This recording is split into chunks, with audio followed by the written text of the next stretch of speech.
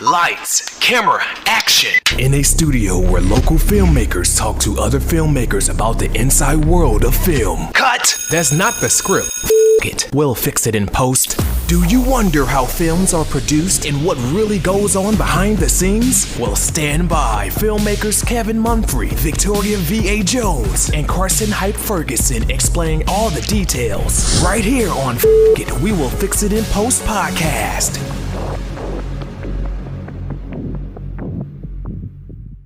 Good morning, good evening, and good afternoon. Whenever you're listening, I thank you for doing so. I am once again Kevin Munfrey, and this is We Will Fix It in Post. Today, we're talking to an actress and singer out of the Canada area. Today, we're talking to Donna Benedicto. How are you doing today? I'm good. Thanks for having me. Oh, pleasure Thank is you. all mine. Now, as I was kind of looking through your career and everything, I noticed that you started off as a singer. So I want you to kind of start off talking about, like, when do you remember knowing that you could sing? Oh, okay. So, me being Filipino Canadian, it's kind of a stereotypical thing that we all kind of know how to sing. That is not completely true, but Really? I didn't know that was a stereotype. yeah, with the karaoke. If you watch Joe Oh, Coy, okay. Oh, wow. I feel like it's most Asians with the karaoke. I don't think it's just Filipinos. But we're known for our karaoke, our love for karaoke. So Okay, I got you. yeah, you know what I'm talking about now, right? Clearly now. It didn't connect with me forgot. at first, but now, oh yeah, it's there. Okay. Yeah, so I actually started singing in church. I started at 4 was my first performance, and I remember even back then being 4 and hearing that I had a different tone than the other kids. So I was like, oh, I can sing a little bit. And I started singing at 4. I sang in church till about like 10 or 11, and then I just, because my parents and everyone pushed me to keep doing it, I didn't want to do it, of course. Stopped for a little bit, quite a bit, and just sang, like I was a little shower singer. I sang in the shower a lot. Oh yeah. And then, and then I actually didn't really have much of a focus in high school and after high school. I was just managing a bar and serving and making all this money, and I really needed a hobby. So my boyfriend at the time encouraged me to go take singing lessons for something to do. So I took some lessons and got a little better.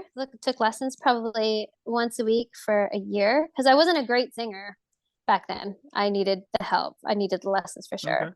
And then what happened was the bar I worked at, I managed for about 6 years or something like that, 5 years.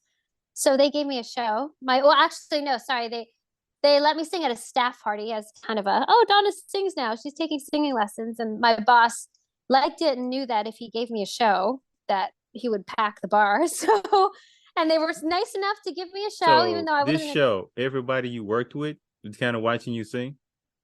Yeah, at the staff party. And then after the staff party, he put a date on and announced it. And, people were like, Donna sings all of a sudden. And we packed the bar for my first show. And I sang one show, thought I did okay. And then the thing is, he booked me a show every month, and you just get better and better because you go from singing like 2 or 3 songs to having to sing 3 whole sets. And yeah, you just get better. And then it just kind of went from there. People just started hiring me and got a cover band going, got in a cover band, and then got into another cover band, and yeah, went from there.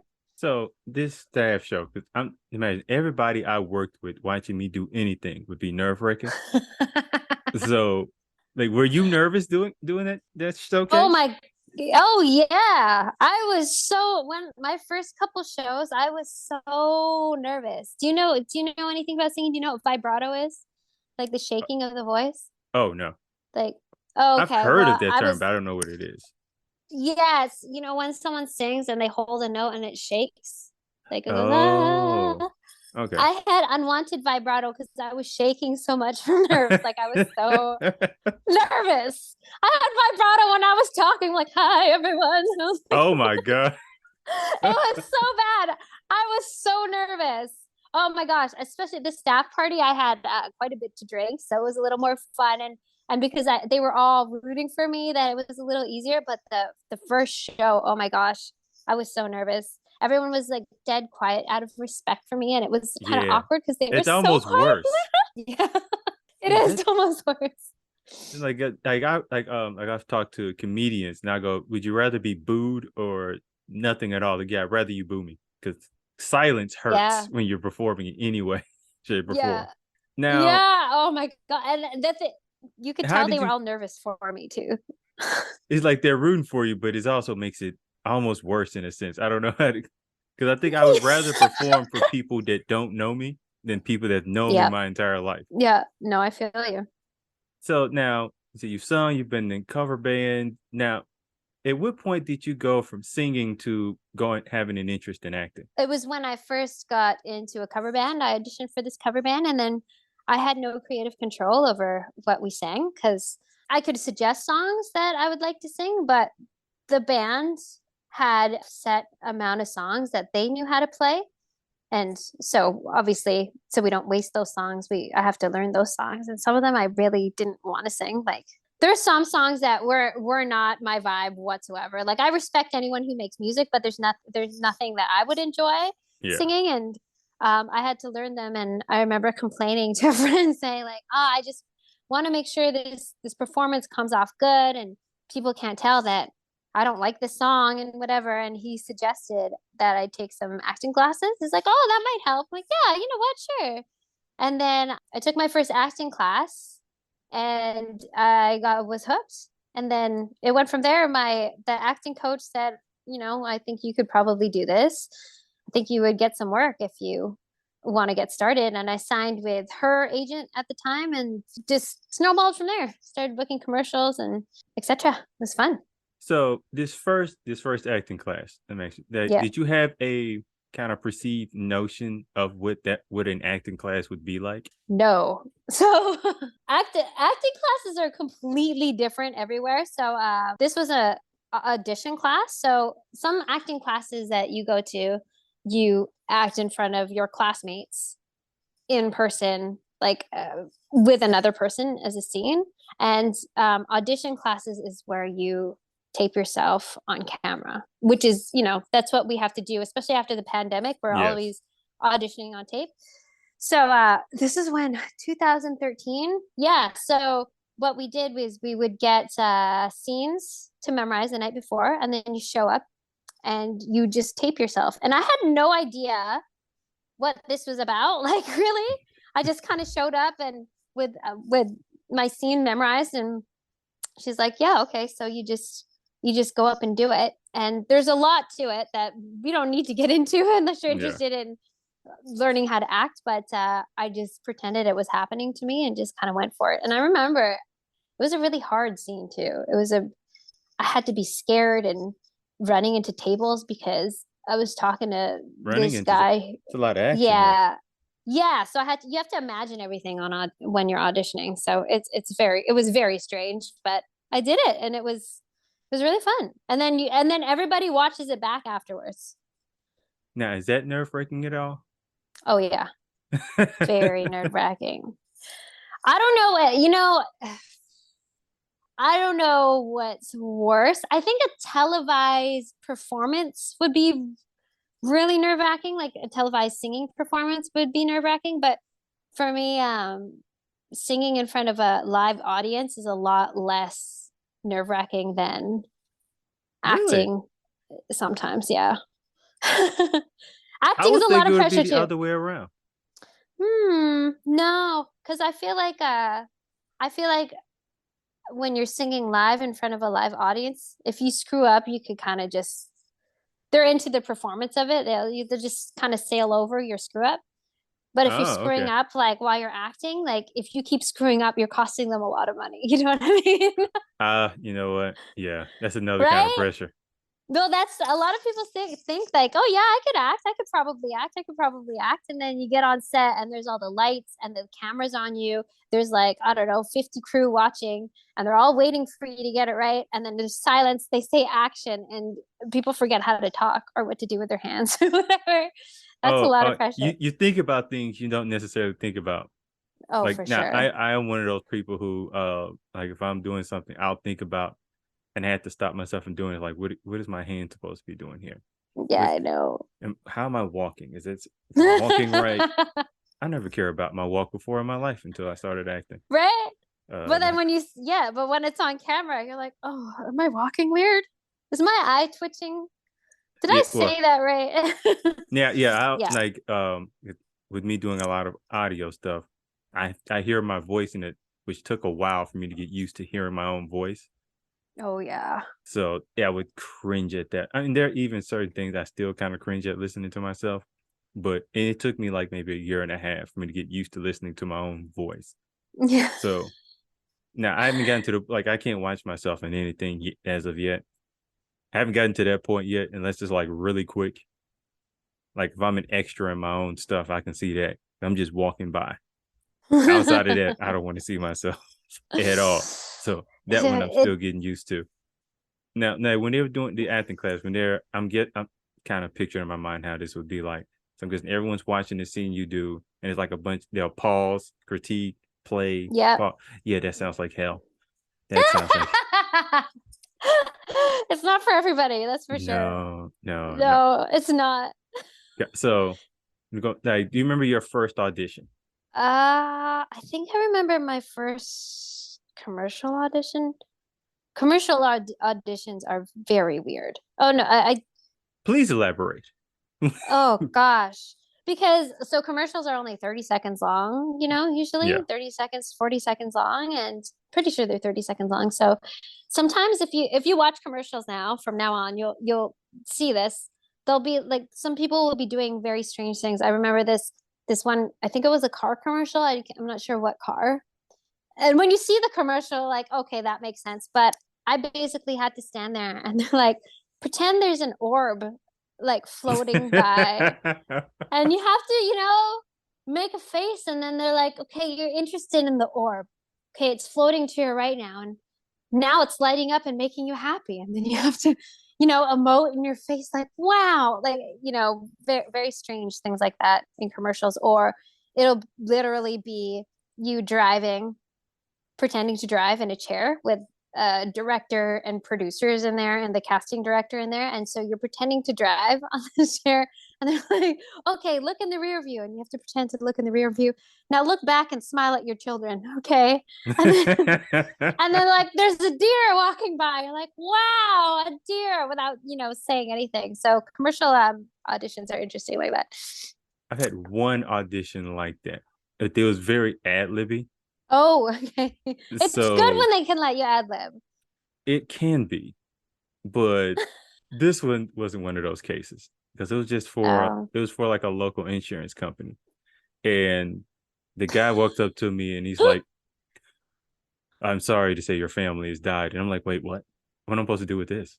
I don't even remember what I did. I was able to kind of stay on the playing field, but my brain that the entire time was like, really? This is where you went with this? You could have said my leg were broke. There were so many other ways you could have. You just made this as horrible Oh, as possible. that's what the guy ad libbed. Oh yeah, see Yes. that's the problem. If you are going in with someone who's ad libbing that isn't good at it and they pull something like that, your chances get kind of thrown out the window. Oh, That wasn't your fault. that is exactly what happened. I was like, yeah, I'm not getting this. I'm just Yeah. I'm just acting for the next role at this point.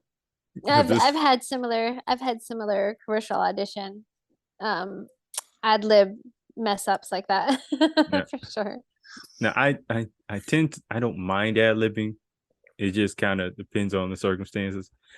That wasn't the situation where I would have liked to ad lib. No. Usually I like ad lib with people I kind of have a rapport with because we kind of know, like, I know how far I can take this with him, and Right. he or she would know how to take it. Now, do you like ad libbing at all? I feel in those commercial situations, yeah, for sure. I do like it. I like it if I know the story, if I'm especially if I'm comfortable. It's kind of my job to be able to ad lib if I need to. So yeah, I enjoy it. I like having a free take. So free takes is when you basically, you do a couple takes by the book and then they'll give you a free take and you just do it your way and say it your way. I love having free takes. So I guess you could say I do like ad-libbing. Now, Sure. how often have a free take you've done actually made it to air? Hmm. I think a few times, but it's usually like the tail end of a scene. Like if you add a button or something on, like button Yes. up the scene with an extra line or something like that, those have usually made it in. And I actually, I remember I did this one show and I was playing a bartender and it was a pretty long scene. And the director gave me a couple directions and I did the way he directed. And he was so sweet and so impressed with me doing it the way he wanted that he's like, okay, I'm going to give you a free take. And this is why I've always made sure that I had a free take in mind because at the time, I think it was like my second year of acting or first year of acting. He said, okay, free take. And I did the exact same thing. So I was like, shoot, I should have done something different. And I didn't. So yeah, you should always have a free take in your pocket, you know? So that's actually good to know because, Yeah. well, I mean, I didn't know the term was called free take, but I was aware of it because I've been able to do that at least once or twice. Now, as far as like when you doing an audition, like how does you kind of like prepare yourself for an audition? Oh, okay. So I will if there's a script available, I'll read the script. That's a great thing to do. So you know the context of what's going on. Oh yes, of Because course. a lot of the time the character description is really vague.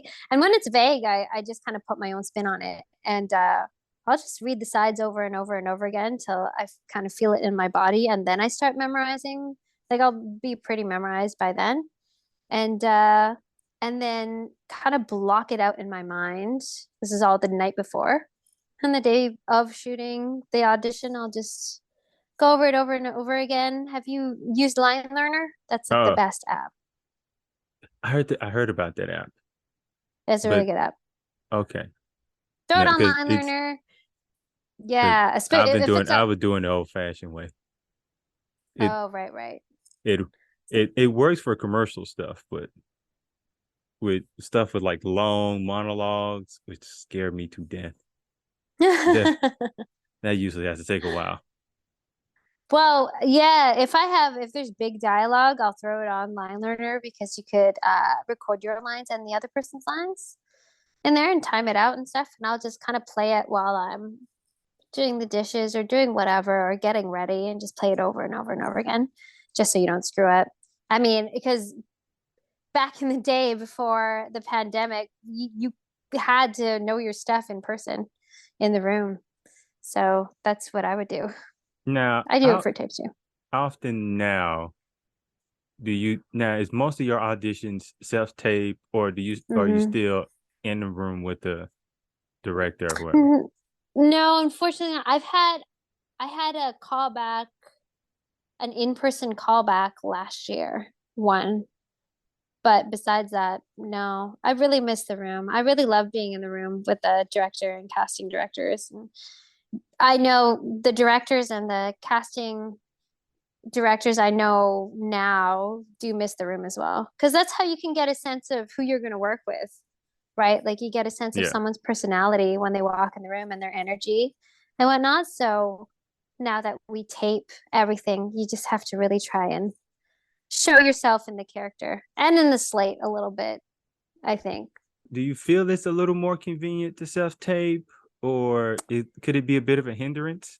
To be honest, I feel like I like a mix of both, but I feel like especially when I first started acting, it's really good for new actors to be in the room. I think I won a lot of people over by just being myself in the room and being kind and having fun in there. So people are like, hey, you know what? If they can pick between two actors that are the same level of acting that do about the same level of a rate of audition, if they both did a 10 of performance, if one of them's fun and Oh yeah. funny and one of them's kind of like intense and like into their character, they could be like, you know what, let's have the fun person on set. Or it could go the other way. It's like maybe that person doesn't seem serious enough, like we want the intense person. I feel like you get more of a chance in the room, personally. Actually agree with you because when I first started doing self tape, I'm an introvert, so I somewhat get nervous in rooms with crowds of people. So I was like, oh, this is Yeah. great. Now Yeah. it became a thing where it's like I auditioned more. I had more auditions. It's a little more exciting to audition when you're having to be in front of a director, in front of like I had one actually my very first audition. It was basically everybody who was auditioning in a circle. And Oh. me and this one actress who I knew that we all knew she was getting picked. And we would just kind of go off of her, which it felt like a wrestling match of sorts because we're having an argument.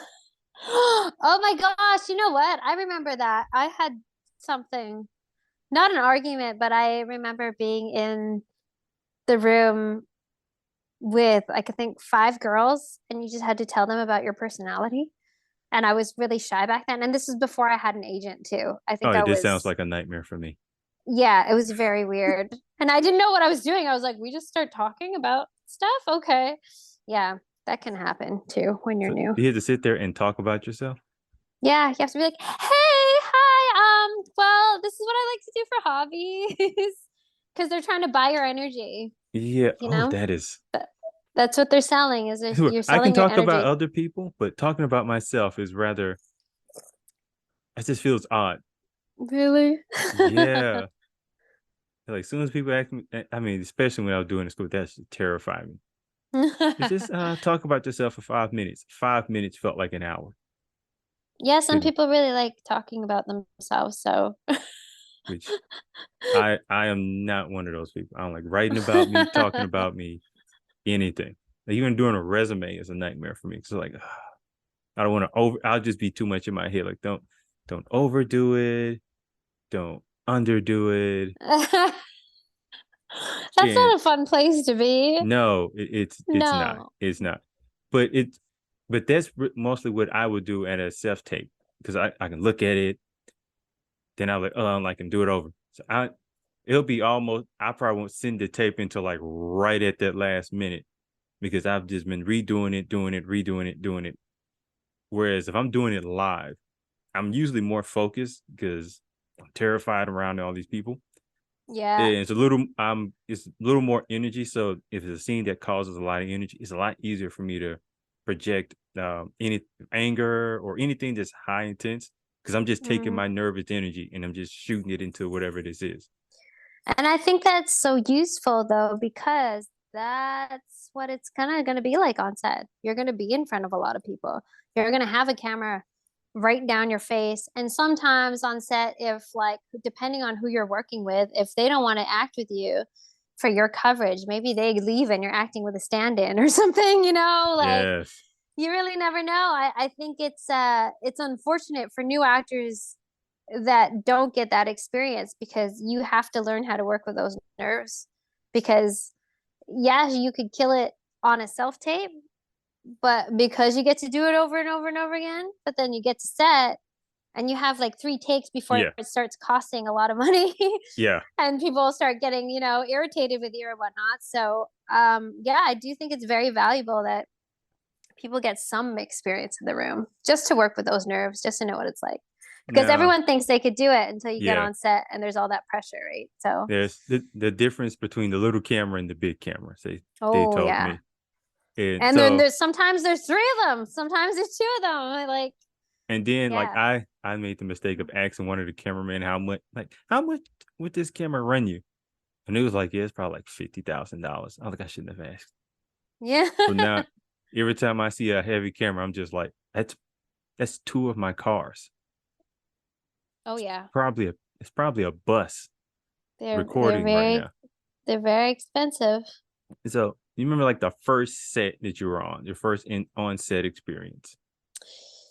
My first onset that wasn't a commercial.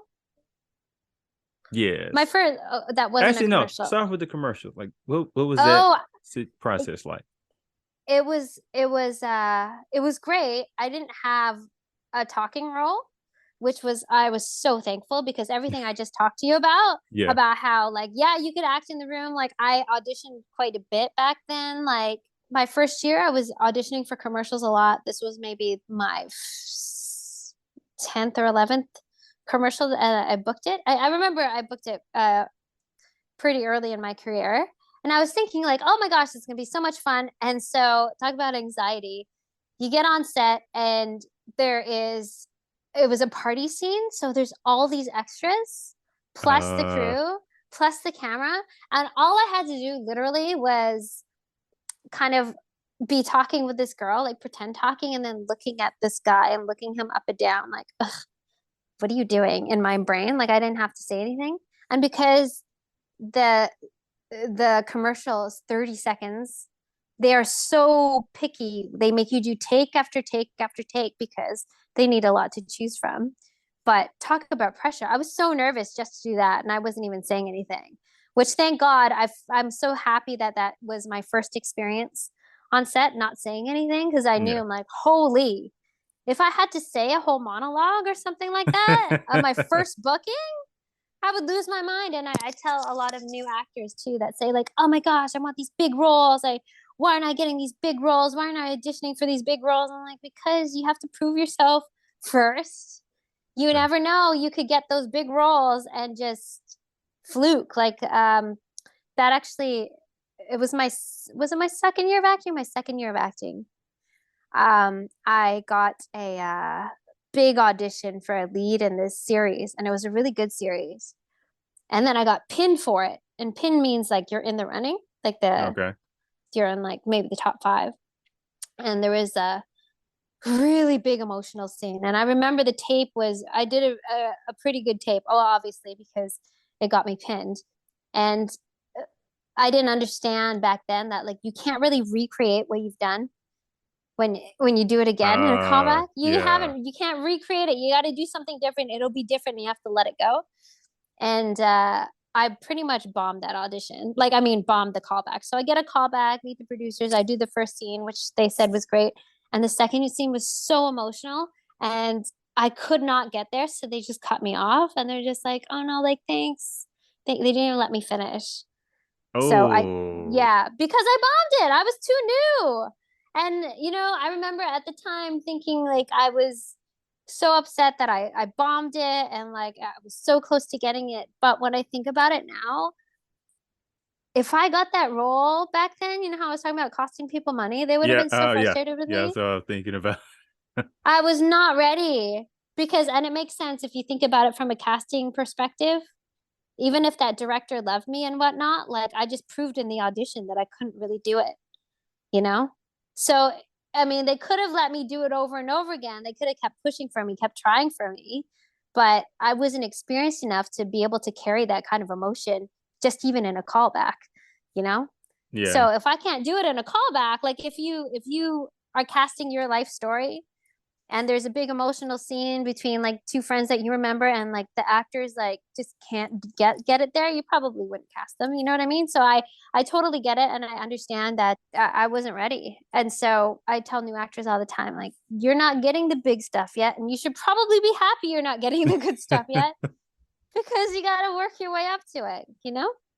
And yeah, that's actually a good point because I mean, you get in, you're looking to be on the big screen as soon as possible. You want the big dialogue, the big back and forth between two great actors, and you may not be at the point where you can do it in two takes. You may need like 6 or 7, and 6 or 7 sounds very expensive to a director or a casting agent. Yeah.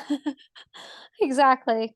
Some people don't, some films don't have that kind of budget. Some do, but some don't. And maybe some people are naturals at it, and you never know how the life story is going to go. But I do tell new actors, like, be patient. You gotta get on set and get your confidence up, knowing you could do 3 or 4 lines with ease and whatnot, because you get under that pressure and you can't follow through, and it could be a horrible experience if people are being mad at you and whatever. And it It can would be quite suck. overwhelming.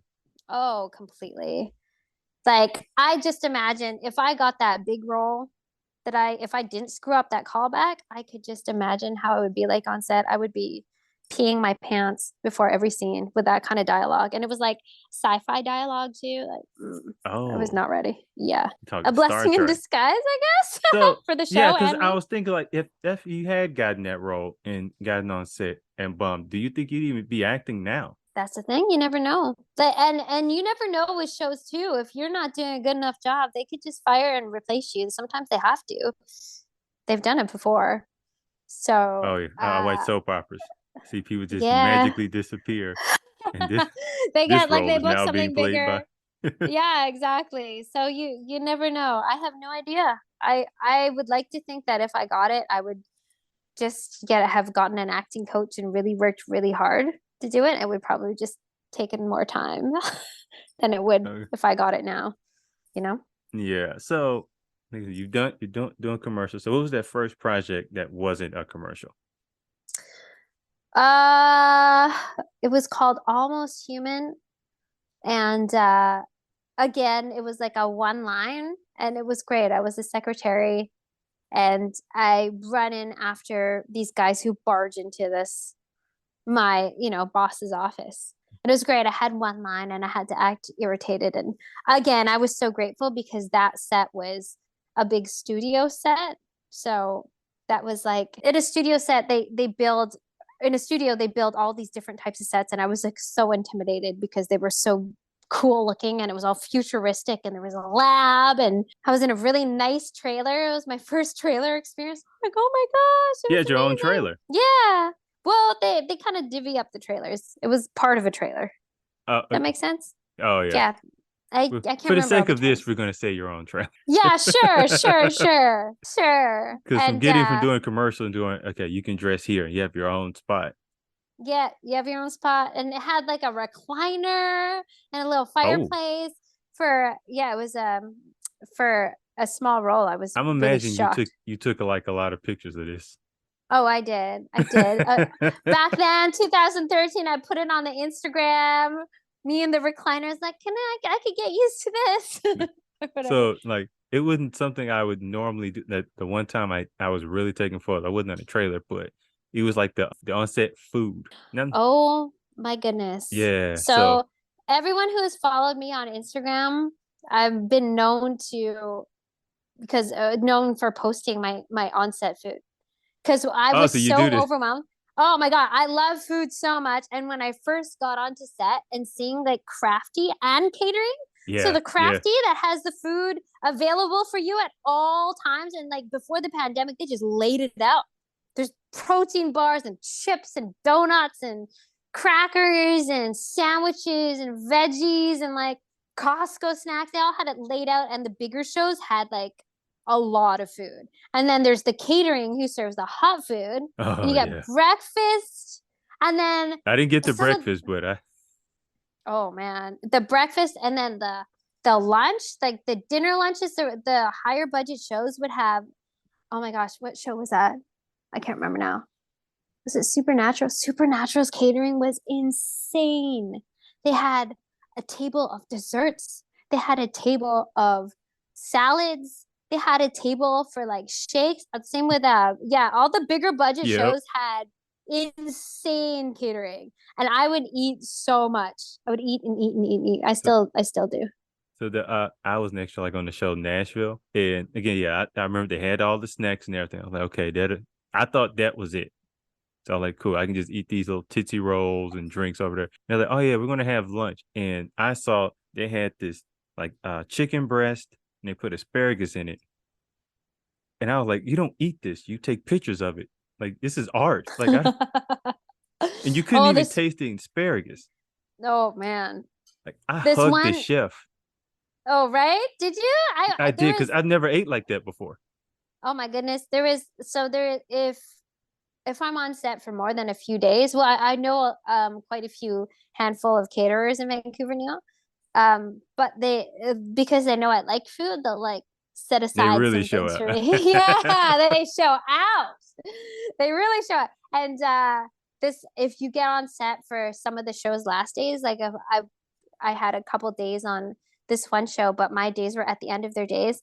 They had steak and lobster for their lunch. Lord have mercy. Like so good. And I knew the caterers and the caterers knew me. And I got cut before lunch happened. And luckily it was shooting kind of by in Vancouver where I was. And I was like, I got cut for lunch. Like, Donna, come back. Bring a container and come back. I'm like, okay. And I came back and I got my lobster and steak. I was so happy. Oh, Yeah, right. the food is the best part. Well, no, I mean performing is the best Oh, no. part and I everything, but understand. it's I just understand. I it's like completely a understand. nice addition. It's like until you've experienced it, people don't really understand. Like this is fancy eating. Like you only eat like that if you're on a date, and even then, Yeah. you're probably not getting food like that. Well, it depends on the budget, but yes, mostly. If you follow me on Instagram, you will, if I'm on set, you'll be seeing what I'm eating all the time. Oh, and hot snack. Have you ever stayed on set long enough for hot snack? Hot snack? So that's when, so they have crafty all day long, but they'll have breakfast by the caterers, lunch by the caterers. And if you're going late, well, but they always do this, there's hot snack. So that's like, it's a hot snack between lunch and like wrap time, just Okay. so you have something hot. And oh my gosh, some of the hot snacks that I've had, I was on this really big budget show and they barely used me for anything. So I was sitting around a lot just eating. And their hot snack, I had how many days? I had 3 days on that. One hot snack day was a poutine bar. They rolled around with a cart. This is before the pandemic, obviously. They Uh-huh. rolled around with this cart where they made this you poutine, and there was poutine toppings. They had the cheese curds, the pork, there was bacon, and they would make it for you and like pour the hot gravy on it and give it to Oh you. my God. This other hot snack on the same show, they had, those Chinese buns, those shopao buns. Yeah, yeah, I What need are they talking about. called? The steam buns. They had a steam bun cart with like chicken, pork, minced Lord beef, or have mercy. whatever. It was crazy. And then sometimes they'll have like tacos. The set I just wrapped on, we had taquitos for hot snack. Just eat all day. And then also what they did have too near the before hot snack was as the night goes by, if people need like a little sugar rush because they're like, late days, Yeah. there used to be a candy tray. So it was a tray and they would just pile it full of different candies, like sour keys, Hershey Kisses, some chocolates, some like gummy bears or whatnot. And they go around and like just give them to the crew. Crafty would come around and be like, candy tray. And then they would just give it to the crew. So then they would get a little sugar to last for the rest of the day. It's pretty awesome. What set had the Terrible for candy your tray? health. Terrible, yes, but amazing. I mean, what All a of way to them. go. All of them had the candy tray. They don't do it Oh, now because of COVID. Now they just yeah. have like candy, little bags of candy. But yeah, every set I've had the candy tray. And it would come around and I would film them, be like, here it is on my Instagram story. I'm a little jealous. I'm a little jealous. Never had the candy tray. You never had the candy tray. You No, haven't stayed long enough. no. Apparently, I haven't. Mm-hmm. No, they just had the candy on the table, the chips. No, Oh my God, they would come with the sugar candy tray on purpose. Lord And have mercy. everybody would just have it and have their sugar rush and crash.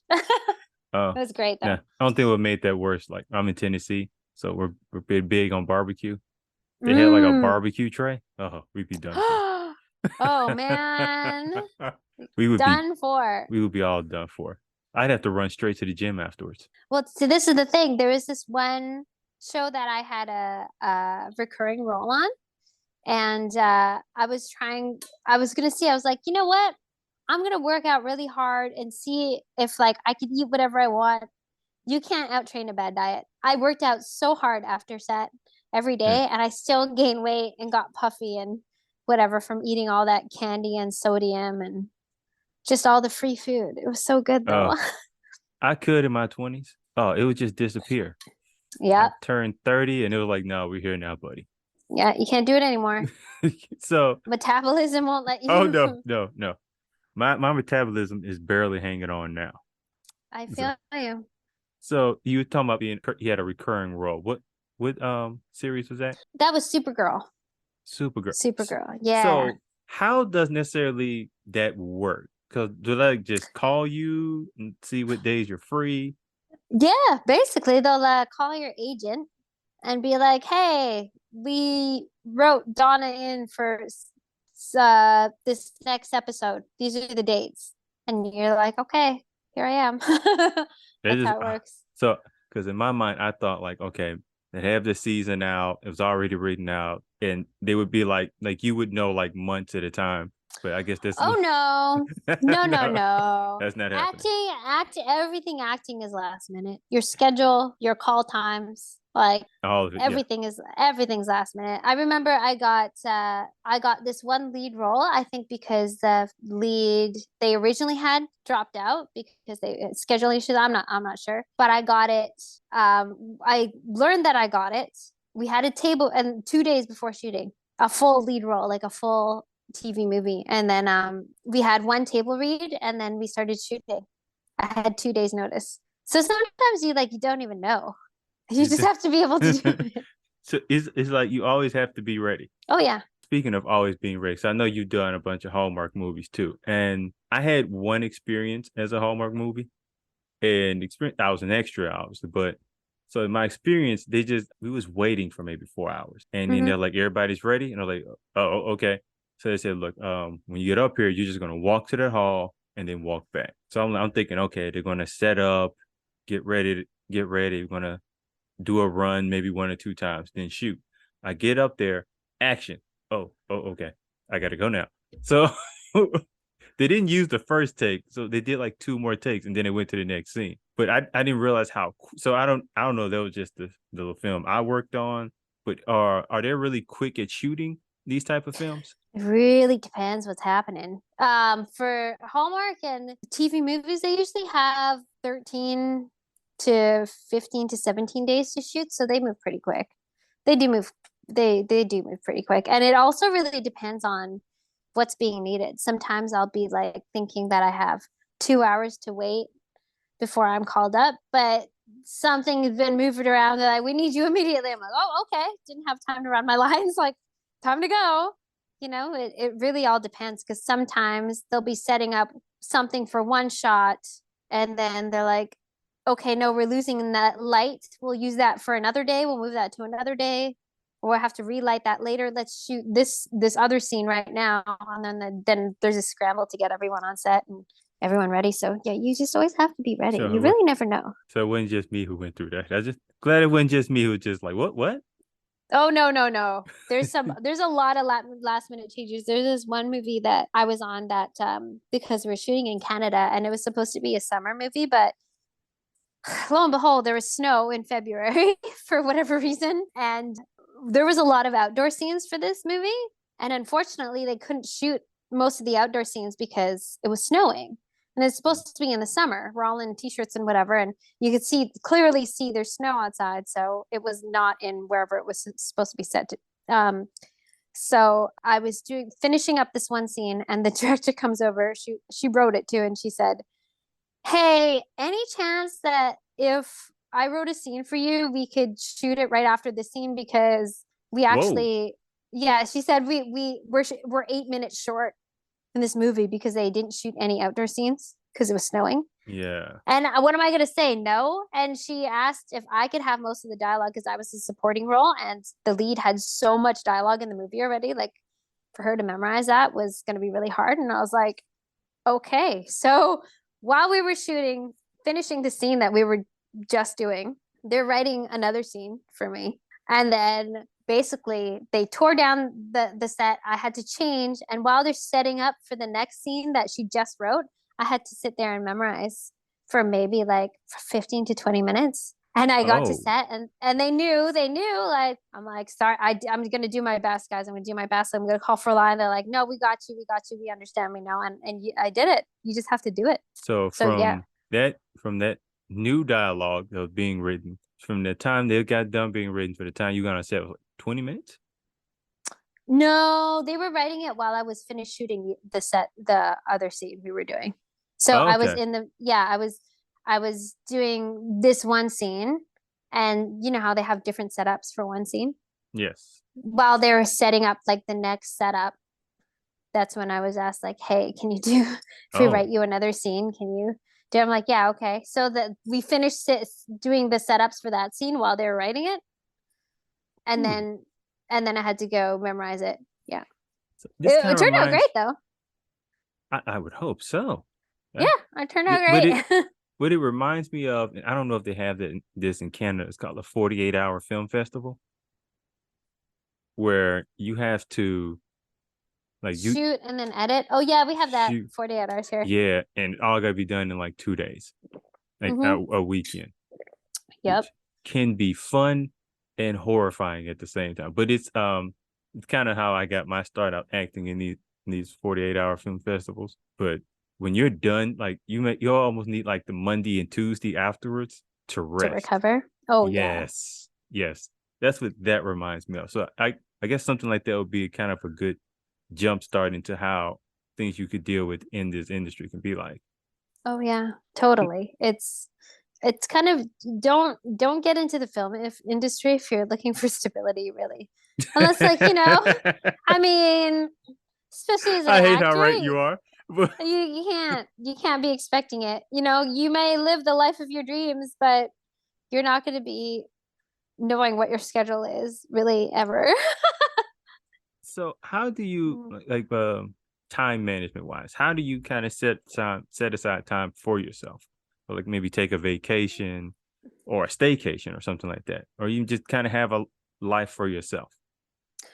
Well, the thing with acting is like you never really know how long you're gonna have off. So whenever I do have time off, I'm resting. I'm resting, or I'll double check that I don't have to go anywhere, or like I'll double check to make sure that I'm not booked on anything before I head for vacation. But it's kind of a rule. You book a trip, you book a role. That's usually how it happens. So I'm serious. Like I Book a remember I trip to had book. you book a trip, you book a role. You do it's for a lot of women, it's like you dye your hair, you book a role, and you have to dye it back usually. Like if you Oh. want to go like a color red or something that's a not a natural looking color or whatnot, then you dye your hair and then you'll book a role and then have to dye it back. Like I went kind of blonde for maybe a week and a half, and then I booked a role and had to go back to brown. And then yeah, I booked a Vegas trip and then had to miss a day of Vegas. I missed Magic Mike because I booked a role. Yeah, it's kind of a thing. You book a trip, you book a role. When I was in LA this one time, I booked a role where I had to come back and shoot for a day and then go back. You just never really know, and you just kind of have to be okay with it, which is once you get used to that, it kind of leaks off into the rest of your life, which is great. Like you learn how to be laid back and just accept things as they are instead of stressing about having to control everything. I don't mind Definitely. it. I don't mind Now, it now. how long it took you to get to this point? Oh my God. Like the first I think was 3 years of acting. I was still serving and singing, and getting everything scheduled was so hard because that's why I feel for actors who are doing 9 to 5s and whatnot, or having to get shifts covered or committed to other things, because Oh it really yeah. stresses everybody else out. Like if I'm booking gigs with my band guys, if I can't make that gig, they're out a singer. So they're out a gig. So it was really tough, more for other people. I was always stressed that I would be letting other people down, which I did for a little bit, and they don't get it. So, I did have a job at one point where I worked overnight. And so usually call times were like between like 8 to 9 for whatever I yeah. auditioned for. So I had a little lax time before I could audition for stuff. The only problem is, yeah, you don't know until last minute you got the role. So I have to like when I pack for work, and my job would start at like 2 in the morning. So I'd have to Oh my sleep God. and pack in my car as if I've gotten the role, because one time I didn't, and I live like 40 minutes away from Nashville. So it was like, oh, I ended up not being able to do the role because all my little dress options I had left at home because I thought I didn't get the role, and they didn't email me and let me know until I was already asleep. So Oh, No. Yeah, so I now like every time I go for something, I'll wait till like 7 to see if I get an email back because that's usually kind of the medium time out here something, but it doesn't always work out. So at the 7, if I don't hear nothing, we just get the clothing options, put them in the car. If not, and that's honestly, I had at one point like 3 go-to outfits. I just left in my car. That's a good way to do it. That keeps you prepared. It also keeps me Mhm. prepared for Nashville because the weather here is all over the place. Yeah, there you So go. just keep whatever. I mean, we just like right now, it probably feels like a nice 60 degrees. We had like a little tornado storm here like 2 days ago. Oh So wow. anything can it may snow tomorrow. We have no idea. Anything is possible in out here in Tennessee. So and even now, I still have like maybe like a few sweaters, one suit, just keep it in the car just in case. So because of acting up, I'm always ready for something. I don't know what, but I'm always something I'm prepared for. That's Now, good.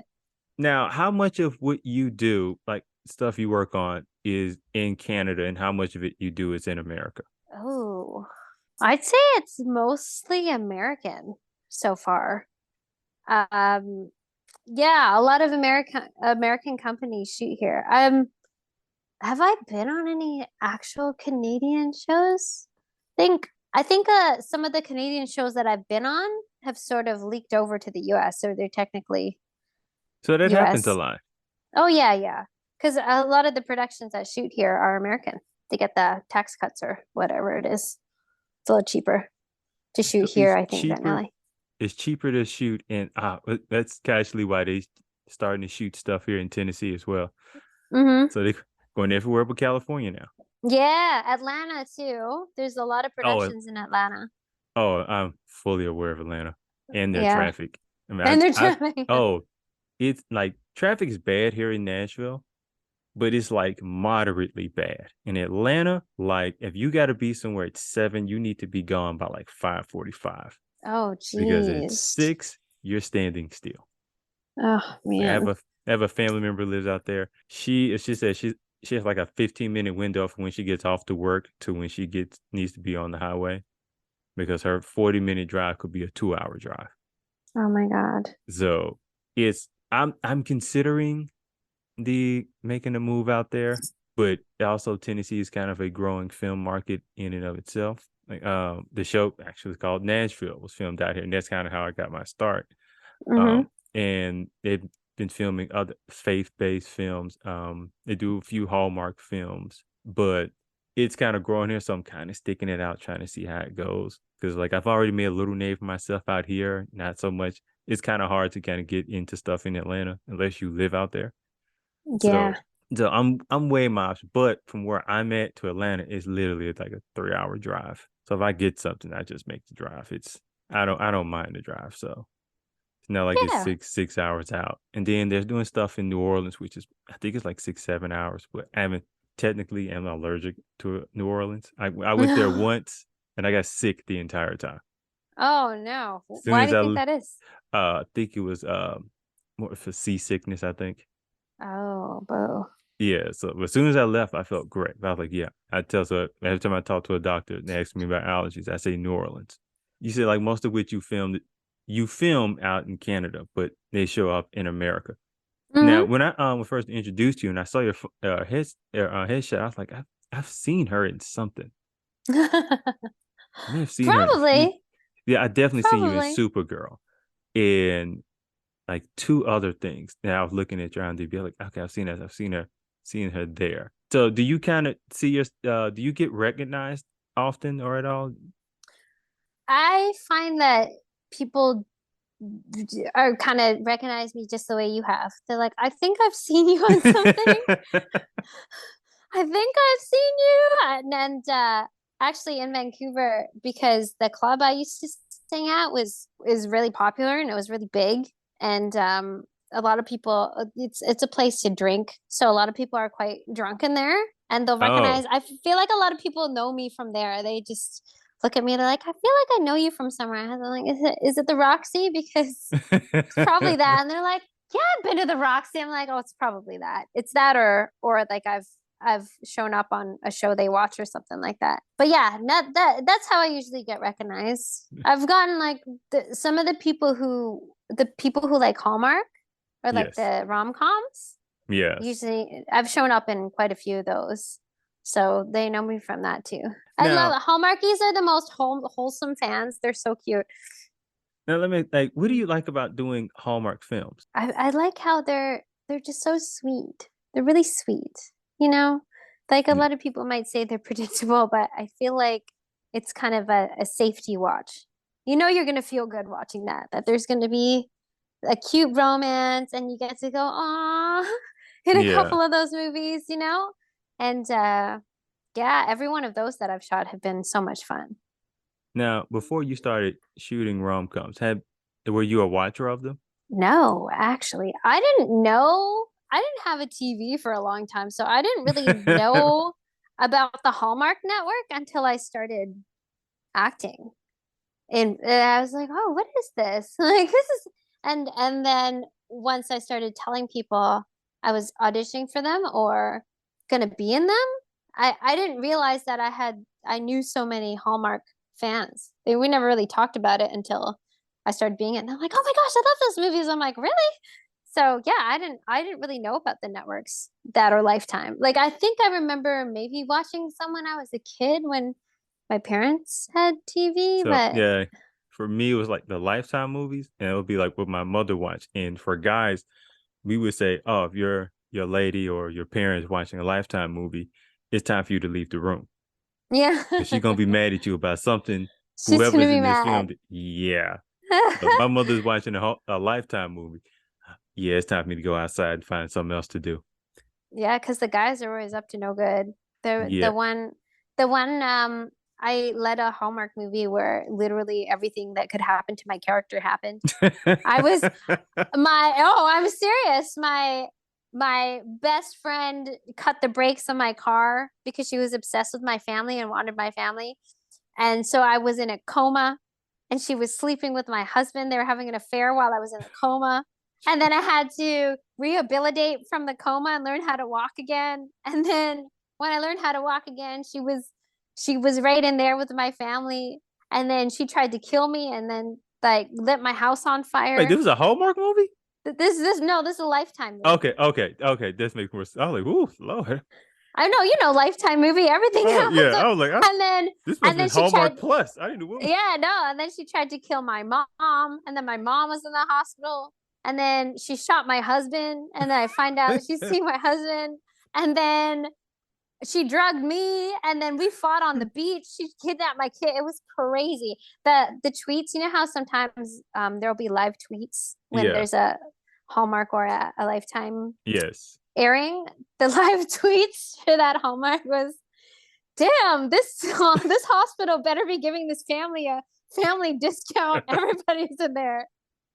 I was in the hospital. My mom's in the hospital. Oh, it's so funny. So when you read that script, Yeah. like, so when you first read, were you thinking, "Oh, this is exciting," or "Is this based on a true story? What is going on here?" Like, Truth is stranger than fiction. I wouldn't be surprised if it was based on a true story, but I don't think it was. But that was actually, you know how I was saying that I got a movie 2 days before we were shooting? That was the yes. one that I got 2 days. So I didn't really have time to process it. I had to just start memorizing So immediately. you're just on set, like, so what's going to happen to me now? No, luckily I took the time to read it over and over and over again. So it was great. Oh, out of everything you had to go to for 2 days, that one? That's the one I know. But Oh, it gave me a lot of confidence because we pulled it off. So it was good. It was fun. after pulling off something like that, which my God, it almost like kind of, you said it kind of gave you a bit of confidence. So you almost felt like you could do almost any kind of role now. I would like to think so. Yeah, sure. I would Hey, like to think so. But that was challenging but super fun. And I knew most of the crew. We had worked together and I worked with that uh, director numerous times too. So it was kind of like hanging out with family until had to go scream and cry and fight someone on the beach. But it was it was super fun. It was really fun. now, how often do you get to like work on set with like people you've had a rapport with? I feel Vancouver is quite small. So if you're in the industry long enough, I'm coming up on, this is my 10th year actually of acting. Congratulations. Oh, thank you. Yeah. I feel everyone's kind of on rotation. You eventually start working with everybody. I work with them. I usually know somebody like a camera op or the makeup artist or one of the grips or one of the ADs or the assistant AD or someone or wardrobe. I usually end up working with someone I know. Yeah. Now, you're Filipino. So Mhm. when I started kind of looking up, I was thinking like, what kind of Filipino films that she could have watched growing up, or films that she would watch now, like a good film that would be a good representation of being a Filipino. I couldn't think of anything.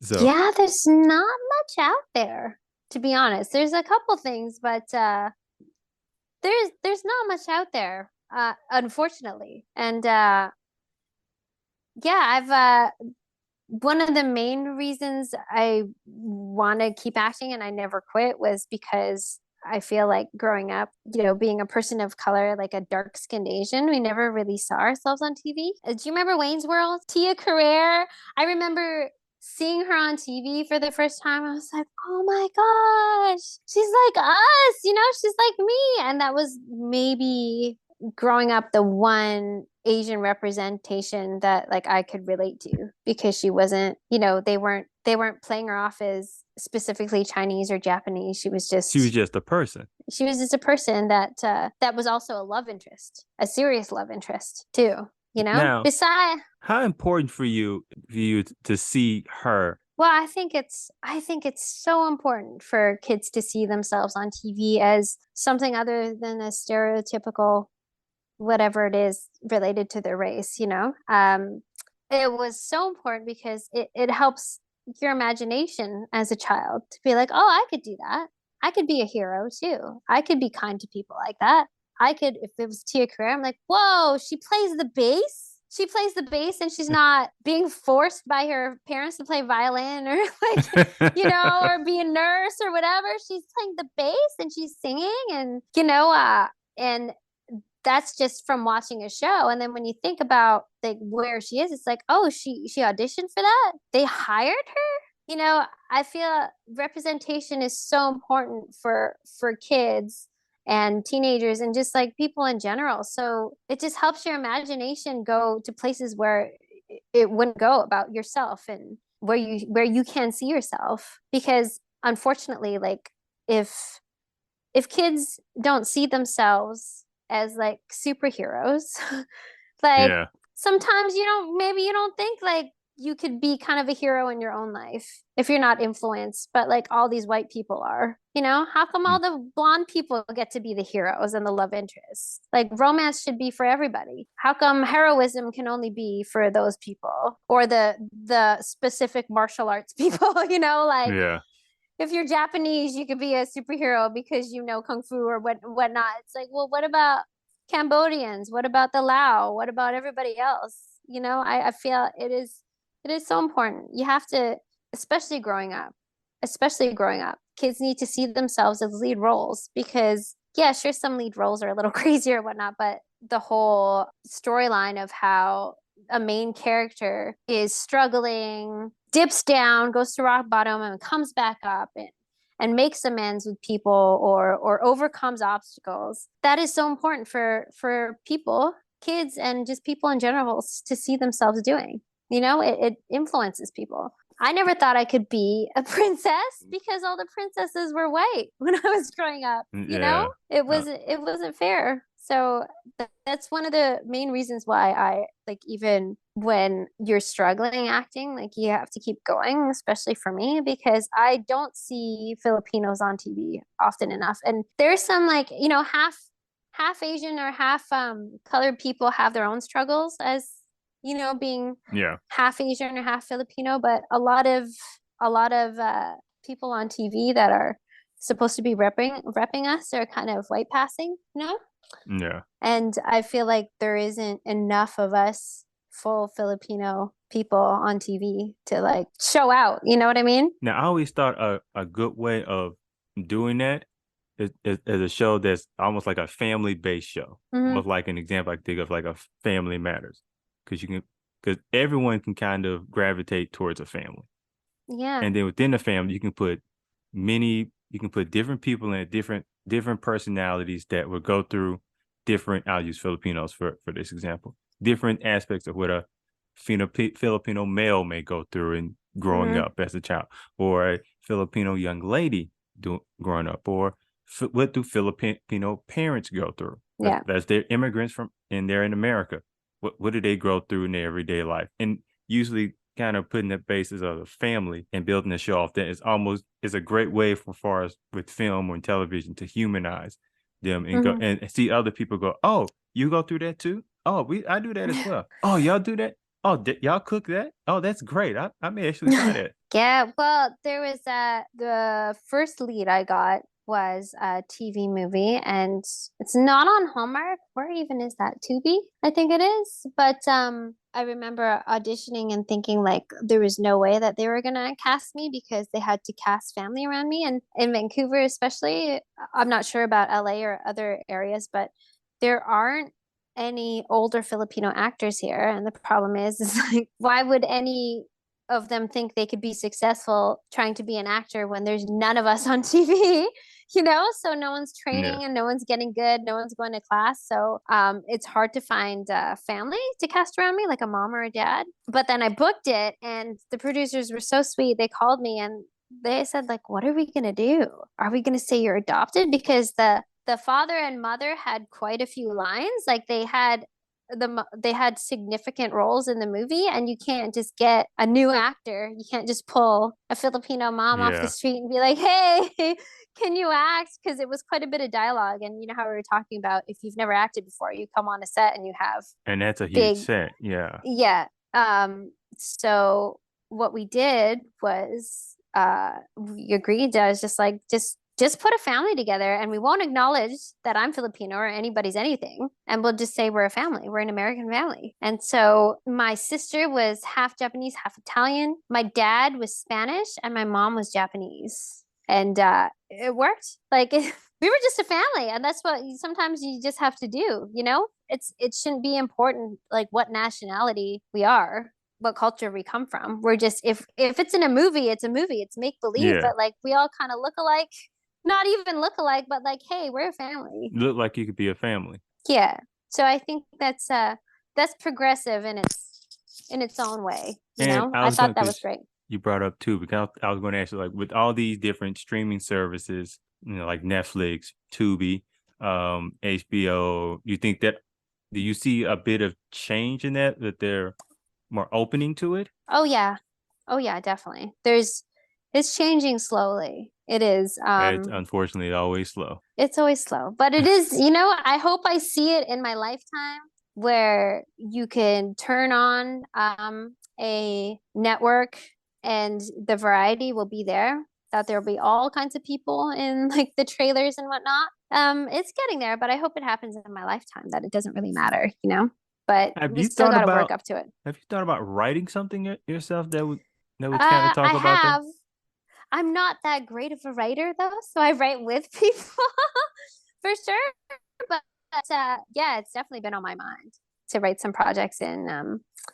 But then there's like the other aspect of it too, where people of color who don't think who've never thought they had a chance in acting, like they got to train, you got to get good, you got to go to class, because we could write like amazing stories for us, and if you're not a great actor, we can't use you. So I know there's a lot of good talent out there, but like if anyone's listening that is a person of color that wants to get into acting, like just make sure you get really good, keep training. But if I wrote a story for Filipinos and tried to shoot it in Vancouver, it would be interesting casting. It would depend on the age.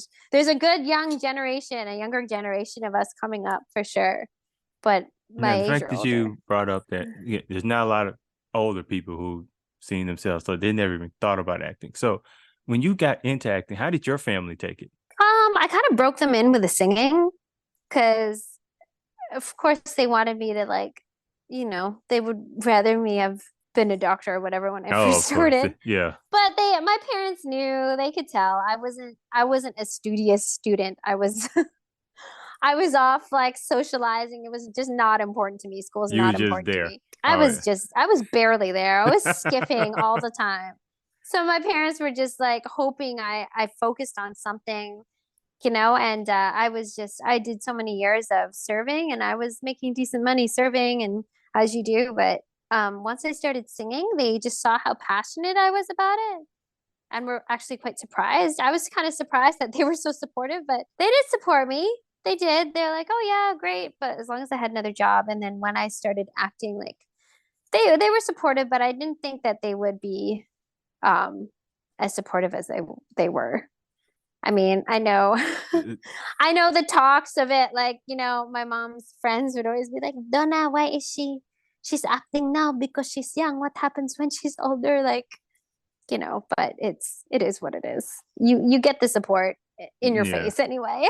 In your face. Okay. Yeah. So when they see, because I mean, there's one thing to say, okay, I'm going to be an actress now. Then they're like, oh wait, I'm seeing my child on very popular TV shows. So like, what has been the response when they've seen you on these movies and TV shows? Oh yeah, they're so proud. They're so proud now. For sure. They're very proud. So you get any new cousins? New cousins, not yet. Because usually when you're Not on yet. TV, hey cousin, I Hey, knew I saw cousin. you somewhere. Hey cousin. Not yet. I have a lot of cousins to begin with, so I'm good. So Yeah, no new ones. I would tell the family now, know when you have another family reunion. So look, I ain't gonna have no more cousins. And when nobody else coming up talking about they my cousin, oh, I went to high school with your mama. Nah, the ones I know, this is it. This is who it is. Don't nobody I'll new make a pop up. note. I'll be like, Kevin told me this. Kevin told me to tell you. By all means, hey, if you gotta add my name in. They can be mad I'm at me. adding your name. I'm adding your name It for is sure. perfectly fine because I've told that to my family too. I want no more cousins. Mm-mm. Sweet. Hey, cousin. Nope. No. Not No. my cousin. Yeah. Now, as we wrap this up, I have this little thing I wanted to do, and Okay. I call it Donna's favorites. So I'm just gonna Ooh. ask you like a little few questions, and you just tell me like what's your favorite version of it. Or Okay. so Sure. first, it's your favorite genre to act in. I think right now, just because I only got a taste of it and I want to do more, I think like horror, What is with thriller women? horror. What is with women in horror? I don't know. I like I I love the screaming and it's super fun. I really like acting in that stuff. I got to do one so far. I got to die. Oh, I don't want to give it away because it hasn't come out Yeah. yet, but I was in one and it was so much fun. I Every got pretty woman bloody in that one. actress I know loves doing horror. Really? I That and wouldn't. comedy. That and comedy. I Either one. love comedy myself. Yeah. Horror, I don't like watching horror. I don't want to be in it. Like I don't like watching it either, but I to don't want to act in pay it money is. for people to scare me. I feel you. I don't either. I don't like watching them either, to be honest. But I like acting in them. Now, next, who's your favorite actor? Favorite? Oh, there's so many. I have Yeah, to pick one. I don't know. You can pick up to 5. Okay. Well, Meryl Streep, obviously, because she's like the goat. Yeah, absolutely. Um, who was in X-Files? What's her name again? Oh my God. Why can't I think right now? I've just been put on the spot. The one who plays Scully? The one who plays Scully. I know who you're talking about. I don't remember her name either. X-Files felt too Gillian close of Anderson? a. Is it Gillian Anderson? That sounds right. I'm not sure. She's so good. I've seen her in like I can't remember the last thing I saw her in, but I just remember watching her just like, oh my God, Yep, she Gillian is Anderson. You're right. incredible. Right? It is Gillian Anderson. Yes.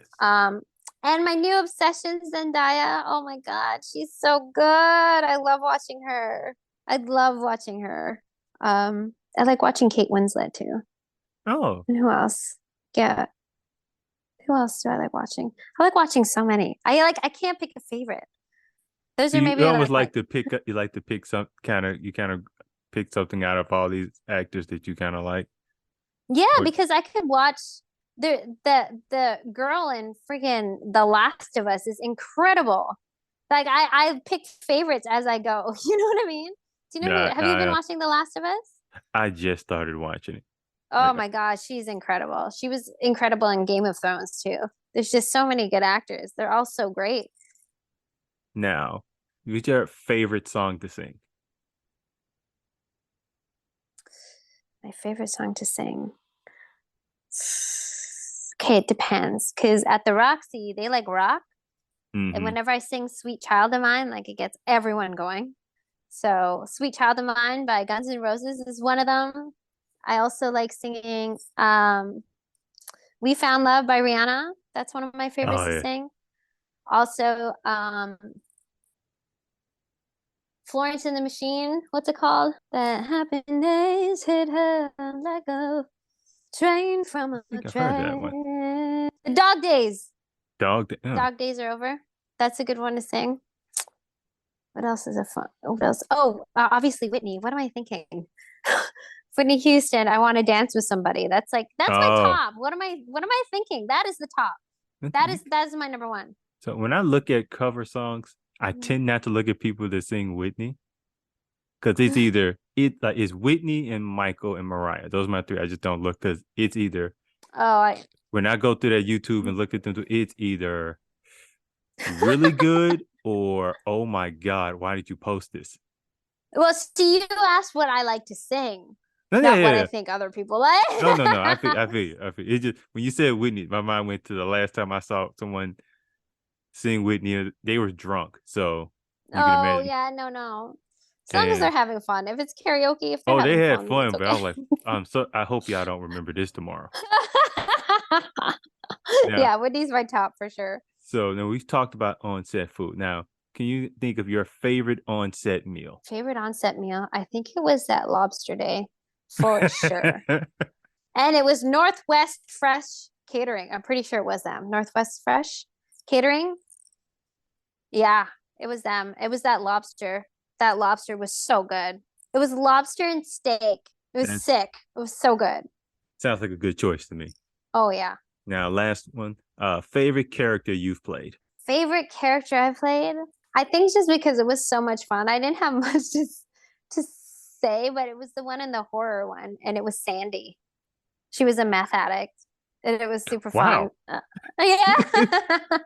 From like rom-com to meth addicts, it was yeah, I think just because it was probably the most different one I've played so far. Now, I'm gonna definitely. I was going to ask which role was the least like you, so I'm gonna just go with the meth addict. Yeah, that's definitely the least like me.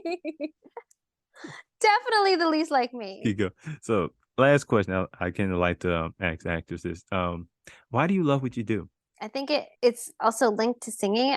I love performing because how open you have to be, and it's anyone who's creative or just anyone who's passionate about anything that gets to do whatever they're passionate about knows what I'm talking about. I know you know what I'm talking about. Yeah, When you're so into whatever you're doing that something moves through you that's bigger than you, that's bigger than everything else while you're performing or doing what you love. And you just feel like you're doing what you're supposed to do. And it feels so yeah, freaking good. And I love being around people who feel the same way, but I love what I do because I get to experience that and do it as a living. Like that's why I love doing what I do. I think that's like the best feeling in the world to know you're doing something that makes your inner child happy, that makes you happy, that makes other people happy. I think it's the best feeling in the world. if I had an applause button, I would have hit it right then and there. That was beautifully said. I may just add that in post. That was very well said. Oh, good. You know what I'm talking about, right? Oh, You know, because yes. you feel it. Yeah. And especially when you've worked the job, like I was working in warehouses and I hated it. Mhm. So when you've gone from a job you hate to doing something you love to do, and you're also around people that love doing it as well, Mhm. it's a different energy. You don't mind going to work anymore. You don't mind showing up early. It doesn't even feel like work, It you know? doesn't. And now there's a bad set that time can go by slow, and something it goes by just like wait, we've been here 10 hours.